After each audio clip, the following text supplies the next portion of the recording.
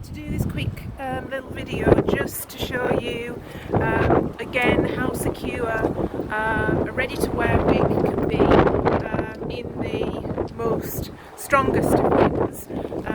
Today we've got Storm Diana, beautiful Diana, so yeah, just kind of trying to get to the...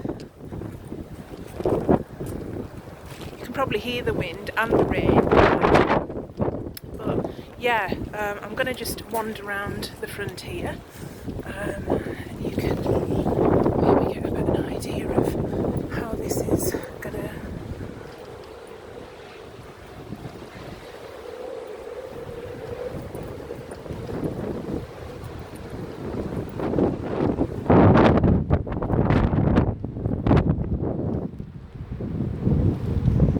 People will think I'm a lunatic walking around here filming myself, but I just wanted to kind of show you.